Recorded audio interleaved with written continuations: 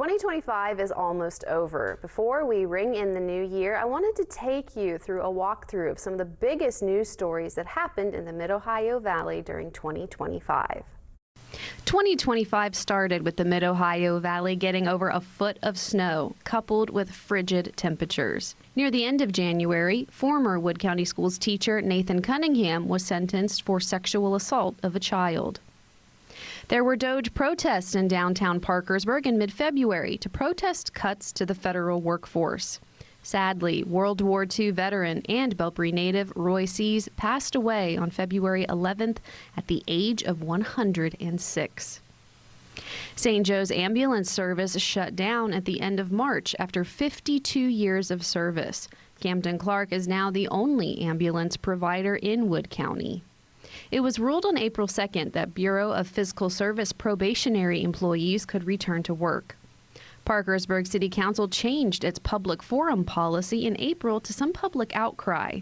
Citizens can now only talk about topics listed on the agenda, not whatever topic they may have had in mind.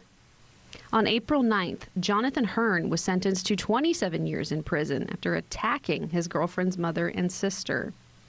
The community was able to tour the old Lincoln Elementary, Van Divender Middle School, and Fair Plains Elementary in April. Lincoln Elementary and Van Divender are being demolished to make way for a new school. Fair Plains Elementary will be repurposed into a warehouse for the school district. A new elementary school will be built in Vienna, since Vienna Elementary and Neal Elementary are set to close. Construction to install a turf field at Erickson All Sports facility started in April. A severe thunderstorm struck the Mid-Ohio Valley on April 21st. It brought wind gusts of up to 74 miles per hour. The end of April ended on a high note for this young woman. The Da Vinci's hostess got a $2,000 tip for her excellent service.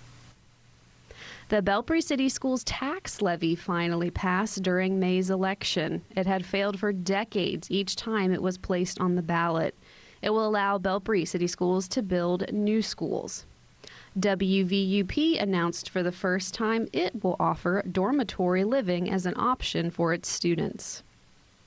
June began with more progress on the Vienna kayak launch. It's part of an effort to revitalize Spencer's Landing and the area around it. Marietta is also making enhancements to its levee. A heat wave hit in June that lasted for a little over a week. It set a new record high temperature. Construction began on the new Lubeck Elementary School toward the end of the month. July began with some personal news for WTAP. General Manager Ken Long retired at the beginning of the month.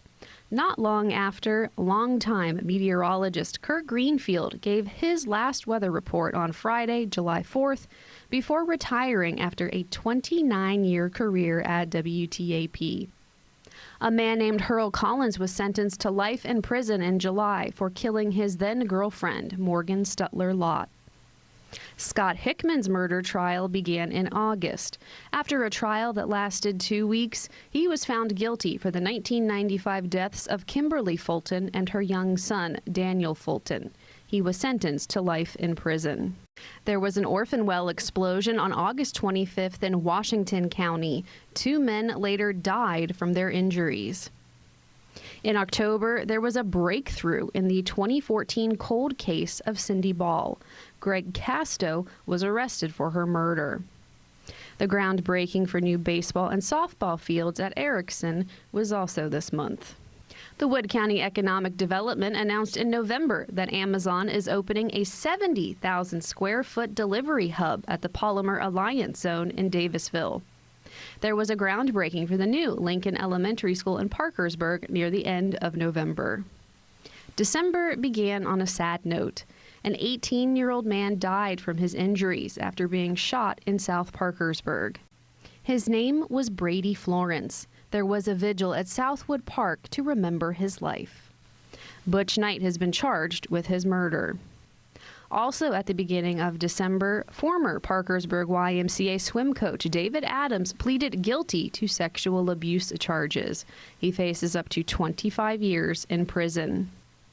A snowstorm moved through the Mid-Ohio Valley in mid-December, dropping as much as 8 inches of snow in some areas and brought frigid temperatures.